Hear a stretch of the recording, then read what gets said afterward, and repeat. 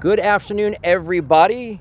Welcome to the Week 3 edition of First and 10 with Dan and Ken. That's Dan. I'm Ken. And it's brought to you by us, the Osceola News-Gazette. If you're interested in sponsoring this space, give us a call, 407-846-7600. Ask to talk to Tony. She'll hook you up. So, Week 3, that last week before we get into all those important district games, last week, I'm going to tell you what, everybody but Liberty played. They just didn't play on time. No, they really didn't. I was delayed almost 2 hours down in Points Inn. I called you and you were saying we're in a delay too.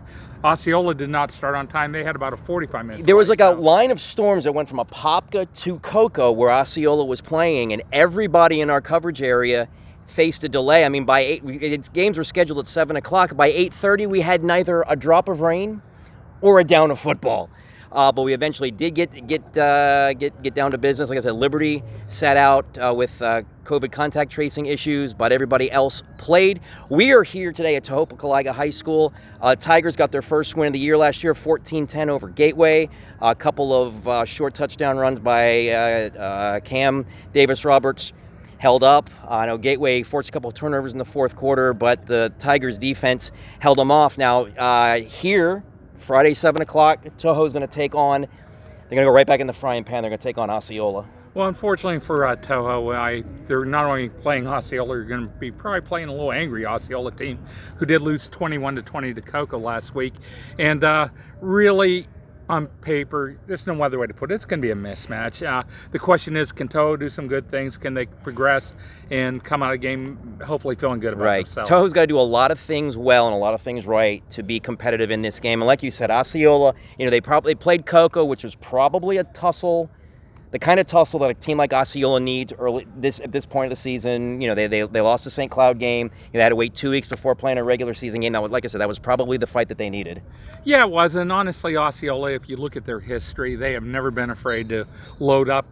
When Doug Nichols was there, they're going to play 2 or 3 non-district games against very, very good teams just because Doug wanted to get them ready for the playoffs, and it certainly looks like Eric Pinellas is following that same line. And I know Coco's been on the schedule a couple times for Osceola. They've been, how do I put this, hurricaned out a couple of times where we just didn't play because of those threats. Another game that we have in the county, the other intra-county game is going to be Liberty at Gateway. Someone is walking out of Gateway with their first win of the year. I know Gateway, they took the field for the first time against a team, someone wearing a different color last week against Toho. Did some nice things that showed that they were a little rusty. And then, like I said, Liberty, they've been off for a week. I did see Brett Monroe at that game, and he was just kind of bird dogging. So that's going to be a very interesting one. Well, it's going to be a very interesting one because, in all honesty, both those rosters are a little bit thin. And both of them have a pretty decent athlete at quarterback. So I think what's going to happen is who can prevent the big play and who can make it. And that could be the outcome of it because, like I said, both schools have some pretty good athletes at quarterback. Maybe not great passers when you think quarterbacks, but certainly guys who can pull the ball down and run. And it's going to be interesting. Well, I will say against Toho, Edward Dyer, the Gateway quarterback, they did run some deep routes. So they're not afraid to throw it down the field, try to get vertical. And we'll see if they do that on Friday against Liberty. Another team that's at home this week, St. Cloud. They're taking on Sebastian River. St. Cloud, boy, they pulled one out last week against a team they were supposed to play Liberty. Liberty had their COVID issues, and they won 7-6 over Akeland Angels Christian out of Winter Haven. Out of Winter Haven, correct. And again, I think that's a team that last year they would have beat by 30. They did beat them last year 42-0. And this was a case where Brian Smart knew that he was going to have a very young, inexperienced squad, and I think it kind of showed. The one thing he did say was, hey, our defense played really well. And anytime, I don't care who you're playing, if you hold a team to 6 points, you had a good night. Right.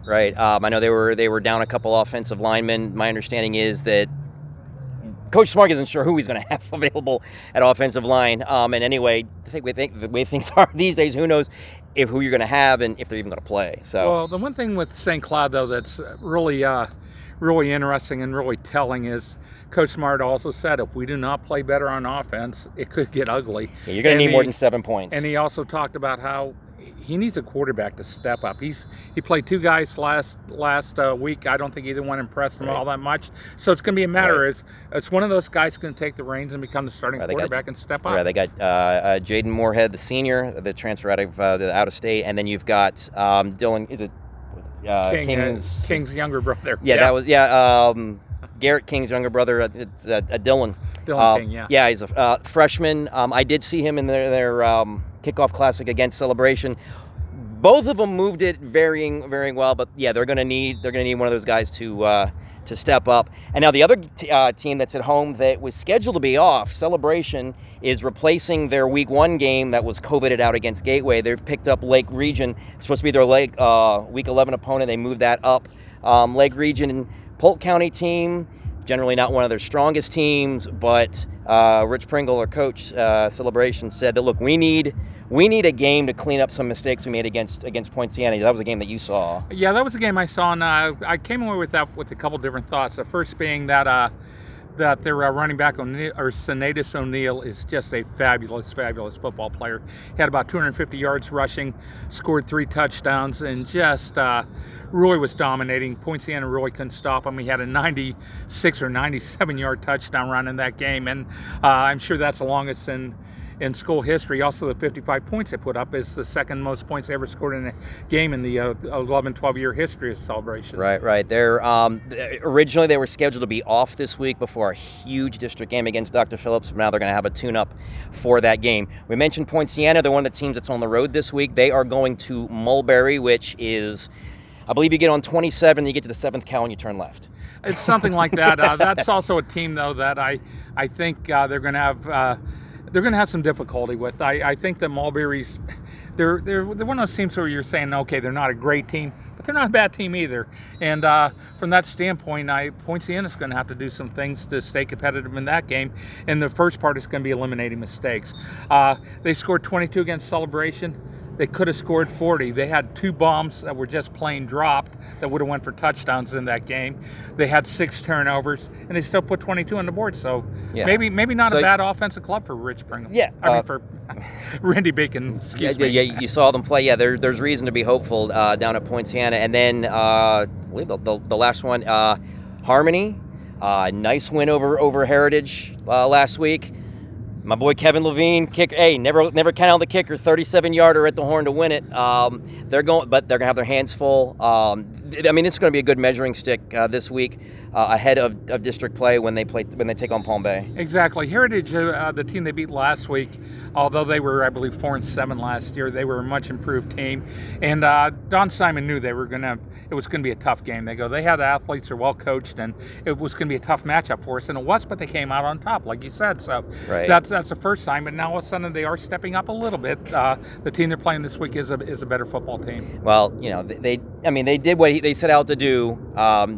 Dominate the time of possession with the ground game. Tyler Emons, Connor Richards, another solid game for them in the ground game.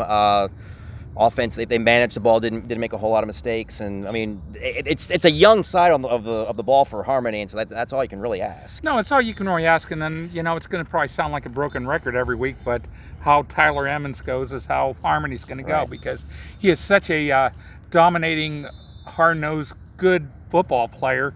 And their whole scheme is we're going to run the ball and try to control the pace of the game. And if they're able to do that, they're going to win their share of games. Gotcha. And I believe after Friday, they have the reschedule against Mount Dora the following Wednesday, and then they get into district play because they're only playing 4 district games. But everybody else after this week, it's time for that district grind. I know Osceola will have Olympia. St. Cloud's going to have Melbourne. Dr. Phillips and Celebration. So there'll be some big ones next week, but this week, tune everything up, get everything spit polished, and be ready for that. And that's what we're going to be doing this week. Absolutely, and it's going to be exciting. Again, as far as games to watch, you got to believe Osceola is going to dominate Toho. But on the other hand, there's some other games that are good games. Unfortunately, the Harmony game, which I think would be a great game, is all the way over in Palm Bay. So it's tough to get over there for the fans and stuff. But it's going to be an interesting week. Run out 192 and hang a left. Yeah. So I'm interested in that Liberty Gateway game. It's going to be competitive. It's 2 teams looking to find their identity, looking for the first win. Like I said, someone's walking out of there with a win. Exactly, and that's the beauty of it. And again, I just feel that game is going to come down to who makes the big plays and who comes up with a stop or two. And again, I don't think it's going to be a huge high-scoring game, but again, I think it's something that could be a 21-20 game, and see what happens. There you go. See if Poinciana can get up from their loss of Celebration. See if Celebration can keep it going. Like I said, see if Harmony can keep their momentum going. Again, it's going to be a great night of football here this Friday out. We got 4 games in town, so go out and check a game. Again, this has been First and 10 with Dan and Ken. Like I said, if you're looking to sponsor this, we'd love to have your organization or business. Check us out at 407-846-7600. Ask for Tony. She'll hook it up. In the meantime, let's do it. Friday night. I love it. Can't wait. This is Dan. I'm Ken, the Osceola News-Gazette. Have a great one.